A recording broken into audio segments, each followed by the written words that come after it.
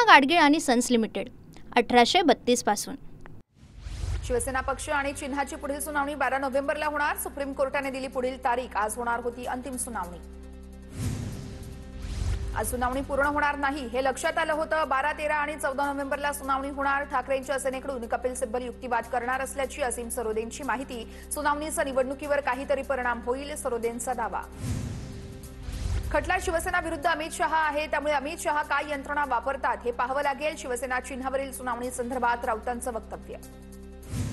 ज्यांच्यासोबत खान त्यांना बाण मिळणार नाही। धनुष्यबाण बाळासाहेब ठाकरेंच्या विचारानं चालणाऱ्या शिंदेंसोबत आहे, नवनाथ वन यांचं वक्तव्य। पंतप्रधान मोदी आज मुंबई दौऱ्यावर। मोदींच्या हस्ते आज नवी मुंबई आंतरराष्ट्रीय विमानतळाचं उद्घाटन होणार। मोदी ग्लोबल फिनटेक फेस्ट परिषद आणि प्रदर्शनालाही उपस्थित राहणार। मेट्रो 3च्या शेवटच्या टप्प्याचंही लोकार्पण होणार। पंतप्रधान मोदींच्या उपस्थितीत आज मेट्रो 3च्या अंतिम टप्प्याचं लोकार्पण होणार। आरे ते वरळी नाका अशी ही मेट्रो सेवा सुरू होती, आता ही मेट्रो सेवा वरळी ते कफ परेड अशी देखील सुरू होणार। नवी मुंबई विमानतळाबाहेर पंतप्रधान मोदींच्या स्वागताचे बॅनर, स्वागतासाठी उभारण्यात आलेल्या कमानीवर दिबा पाटील यांचं नाव। पंतप्रधानांनी दिबांचं नावाचा उल्लेख करावा, स्थानिक भूमिपुत्रांची अपेक्षा। नवी मुंबई विमानतळाच्या उद्घाटनासाठी दिबा पाटील यांचे चिरंजीव अतुल पाटील यांना निमंत्रण। दरम्यान स्थानिक भूमिपुत्रांकडून विमानतळाला दिबा पाटील यांचं नाव देण्याची मागणी केली जाते। नवी मुंबई विमानतळाला दिबा पाटील यांचं नाव देण्यासंदर्भात आज पंतप्रधानांसोबत चर्चा करणार नसल्याचं दिबा पाटील यांचे पुत्र अतुल पाटील यांनी म्हटलं आहे। आजच्या दिवशी त्या मुद्द्यावर पंतप्रधानांसोबत बोलणं प्रोटोकॉल नाही असंही अतुल पाटील यांनी म्हटलंय। नवी मुंबई विमानतळाला दिबा पाटील यांचं नाव देण्याची आग्रही आणि तेवढीच भावनिक मागणी, पण दुर्दैवानं सरकारला स्थानिकांच्या भावना समजलेल्या दिसत नाहीयेत। आमदार रोहित पवार यांची ट्विटमधून सरकारवर टीका। नवी मुंबई विमानतळावरती भूमिपुत्रांच्या नावानं गरबा खेळला जाऊ नये। विमानतळावर भूमिपुत्रांना, मराठी माणसांना नोकऱ्या मिळाव्यात, असं झालं नाही तर संघर्ष होईल, संजय राऊतांचा इशारा। संजय राऊत जोडे खायच्या लायकीचे। विधानसभेला लोकांनी राऊत आणि उद्धव ठाकरेंना मतदानरूपी गोटे मारलेत, भाजपच्या नवनाथ वन यांची टीका। विमानतळ उद्घाटनाचा दिवस उजाडला, मात्र दिबा पाटील यांचं नाव देण्याची शक्यता नाही। 3 महिन्यात नाव देण्याचं मुख्यमंत्र्यांनी आश्वस्त केलंय, यावर विश्वास ठेवणं थोडं अवघड जातंय। माजी आमदार बाळाराम पाटील यांची प्रतिक्रिया।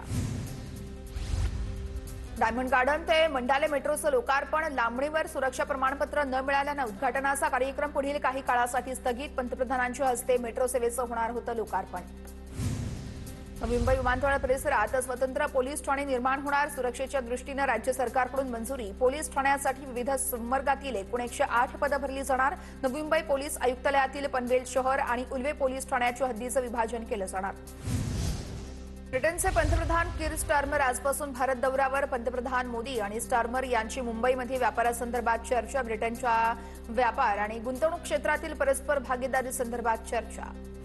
अजित पवारांनी पक्षात साप पाळलेत। अजितदादांच्या पक्षाचे नेते मराठ्यांच्या विरोधात आहेत, मराठ्यांविरोधात त्यांचं मोठं षडयंत्र। मनोज जरांगेंचा हल्लाबोल। जरांगे लहान वयातील बाल्या, त्यांना तसेच शब्द कळतात। जशी जरांगेंची बुद्धी तशीच वृत्ती। काँग्रेस नेते विजय वडेट्टीवार यांची जरांगेंवर टीका। जरांगेंकडून राहुल गांधींचा दिल्लीचा लाल्या असा उल्लेख। दिल्लीचा लाल्या सांगतो मराठ्यांना टार्गेट करा, मनोज जरांगेंचा आरोप। राष्ट्रवादी आमदारांच्या बैठकीमध्ये अजित पवार विरुद्ध भुजबळ, नाराजी नाट्य घडल्याची सूत्रांची माहिती। काही नेते विशिष्ट जातीवर टोकाची भूमिका घेतात, पक्षाला किंमत मोजावी लागते। अजित पवारांची भुजबळांविरोधात बैठकीत नाराजी। आगामी निवडणुकांसाठी युती संदर्भात स्थानिक स्तरावर निर्णय घ्या। राष्ट्रवादीच्या आमदारांच्या बैठकीमध्ये अजित पवारांचा सूर। आगामी निवडणुकांसाठी पुढील आठवड्यात अधिक चर्चा करणार, अजित पवारांची माहिती। सरकारवर आधीच 9 लाख कोटींचं कर्ज, आता 31,000 कोटी आणणार कुठून? राऊतांचा सवाल। सरकारची तिजोरी रिकामी असल्यानं अजित पवारांना झोप लागत नाही, राऊतांचा टोला। सरन्यायाधीशांवर बूट फेकण्याचा प्रयत्न म्हणजे संविधानावर हल्ला। वकील राकेश किशोर अंधभक्तांचा बाप, सामनातून सडकून टीका। समीर पाटील हा चंद्रकांत दादांकडे लुडबुड करणारा आणि गुन्हेगार क्षेत्रामध्ये काहींना मदत करणारा। घायवळ प्रकरणात फडणवीसांनी सर्वांनाच योग्य धडा शिकवावा, रवींद्र धंगेकरांची मागणी। केरळच्या श्रीसन फार्मा कंपनीच्या सर्व औषधांवर विक्रीवर बंदी। श्रीसन फार्माच्या कोल्ड्रिफ औषधामुळे 11हून अधिक बालकांचा मृत्यू। कोल्ड्रिफमुळे मध्य प्रदेश आणि राजस्थानमधील मुलांचा मृत्यू। पुण्यातील रेडिनेक्स कंपनीच्या बनावट कप सिरपच्या साठ्यावर कारवाई करत जप्ती. मध्य प्रदेश आणि राजस्थानमध्ये औषधामुळे 19 बालकांचा मृत्यू झाल्यानंतर अन्न आणि औषध प्रशासन सतर्क. अन्न आणि औषध विभागाचे सहआयुक्त गिरीश हुकरे यांची माहिती. बालरुग्णांसाठी असलेला कप सिरप प्रवर्गातील औषधांची विक्री डॉक्टरांच्या चिठ्ठीशिवाय करू नका. अन्न आणि औषध प्रशासनाने विक्रेत्यांना निर्देश दिले आहेत. कप सिरपमुळे आतापर्यंत 16 चिमुकल्यांचा मृत्यू. कप सिरपमुळे मध्य प्रदेशच्या छिंदवाड्यातील आणखी 3 चिमुकल्यांचा नागपूरमध्ये मृत्यू. नागपूर मेडिकलमध्ये आणखी 3 रुग्णांची प्रकृती चिंताजनक. तर आतापर्यंत कप सिरपमुळे 16 बालकांचा मृत्यू. स्थानिक स्वराज्य संस्थांच्या निवडणुकीच्या पार्श्वभूमीवर शिवसेनेची तयारी. छत्रपती संभाजीनगरमध्ये मध्यवर्ती प्रचार कार्यालय सुरू करणार. मंत्री शिरसाट यांच्या हस्ते प्रचार कार्यालयाचं स्तंभपूजन होणार.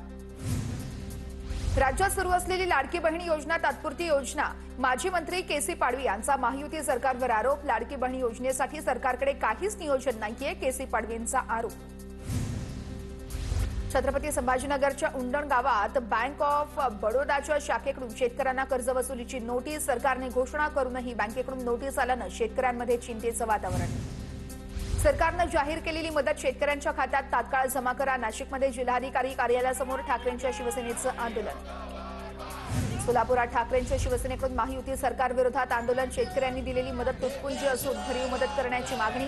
जिल्हाधिकारी कार्यालयासमोर निदर्शनं. छत्रपती संभाजीनगरच्या जिल्हाधिकारी कार्यालयासमोर ठाकरेंच्या शिवसेनेकडून आंदोलन. शेतकरी कर्जमाफी आणि भरपाईसाठी आंदोलनाचं हत्यार. आंदोलनात अंबादास दानवेही सहभागी. सोलापुरातील समर्थ सहकारी बँकेवर आरबीआयकडून निर्बंध आल्यानं ठेवीदारांचा मोठा गोंधळ. ठेवीदारांकडून बँक मॅनेजरला घेराव. आवश्यक खर्च सोडता ठेवीदारांना खात्यातील पैसे काढता येणार नाही. छत्रपती संभाजीनगरमधील गोरक्षकावरील हल्ला प्रकरणी हिंदुत्ववादी संघटना आक्रमक. शहरातील क्रांती चौकात हिंदुत्ववादी संघटनांकडून निषेध आंदोलन. अहिल्यानगरमध्ये बंजारी समाजाचं 8 दिवसांपासून उपोषण सुरू. एसटी प्रवर्गातून आरक्षण देण्याची मागणी. वडगाव थाटे या ठिकाणी बंजारी समाजाची राज्यव्यापी बैठक होणार. धाराशिवमध्ये बंजारा समाजाच्या मोर्चाला सुरुवात. एसटी प्रवर्गातून आरक्षण देण्याच्या मागणीसाठी मोर्चा. मोठ्या संख्येनं बंजारा समाज बांधव मोर्चात सहभागी. लातूरच्या निलंगामधील मसलगा प्रकल्पाच्या दुरुस्तीसाठी छावा संघटनेचं उपोषण. प्रकल्पाच्या दुरुस्तीचं काम तातडीनं सुरू करण्याची मागणी. वारंवार मागणी करूनही प्रशासनानं दुर्लक्ष केल्याचा आरोप. रायगडच्या निजामपूर जवळील कांदळगाव फाटा इथं मध्यरात्री भीषण अपघात. मंत्री भरत गुगावलेंकडून अपघातग्रस्त तरुणांना मदत. तर माणगाव उपजिल्हा रुग्णालयात उपचारासाठी दाखल. देशभरात 15 ठिकाणी ईडीची दिल्ली, गुडगाव, मुंबईसह अनेक ठिकाणी छापेमारी. बनावट कॉल सेंटर प्रकरणी छापेमारी सुरू असल्याची माहिती. डिजिटल पुरावे गोळा करण्यावर ईडीचा भर. बदलापूर लैंगिक अत्याचार प्रकरणामध्ये मोठी अपडेट समोर. पोलिसांनी स्वसंरक्षणार्थ अक्षय शिंदेवर गोळी झाडली. माजी न्यायमूर्ती दिलीप भोसलेंच्या चौकशी समितीनं पोलिसांना क्लीन चिट दिल्याची सूत्रांची माहिती. निलेश घायवळचे नातेवाईकही आता पोलिसांच्या रडारवर. घायवळच्या सर्व नातेवाईकांच्या घराची पोलीस तपासणी करणार. पुणे पोलिसांची 2 पथकं अहिल्यानगरला रवाना. पुण्याच्या राजगडमधील राष्ट्रवादीचे उपसरपंच सुनील रेणिवसे यांच्यासह प्रमुख पदाधिकाऱ्यांचा भाजपमध्ये पक्षप्रवेश. माजी आमदार संग्राम थोपटे यांच्या नेतृत्वाखाली पक्षप्रवेश. पवारांच्या राष्ट्रवादीकडून ठाणे शहराध्यक्षपदी मनोज प्रधान यांची निवड. मनोज प्रधान आमदार जितेंद्र आव्हाड यांचे निकटवर्तीय. रायगडच्या ठाकरेंच्या शिवसैनिकांनी मातोश्री निवासस्थानी जाऊन नवनाथ पौर्णिमेनिमित्त तोरण बांधलं. तर उद्धव ठाकरे यांनी तोरणांचा स्वीकार करून हे तोरण बांधण्यात आल्याची माहिती. जळगावातील गिरणा नदीला पूर आल्यानं नदीकाठच्या शेतीला फटका. आव्हाने शिवारातील 2.5 एकरवरील पपईची बाग जमीनदोस्त. शेतकरी मदतीच्या प्रतीक्षेत. भंडाऱ्यात पावसाची उघडीप मात्र सर्वत्र धुक्याची चादर. धुक्यांमुळे धान आणि बागायत पिकांवर रोगांचा प्रादुर्भाव वाढण्याची शक्यता. त्यामुळे शेतकऱ्यांची चिंता वाढली.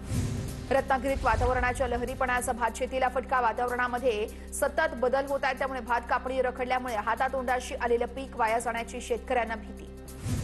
जळगावच्या मुक्ताईनगर, रावेर आणि भुसावळमध्ये वन्य प्राण्यांकडून पिकांची नासधूस. शेतकऱ्यांचं मोठ्या प्रमाणात नुकसान. वनविभागानं उपाययोजना करण्याची शेतकऱ्यांची मागणी. पूना गाडगीळ आणि सन्स लिमिटेड 1832 पासून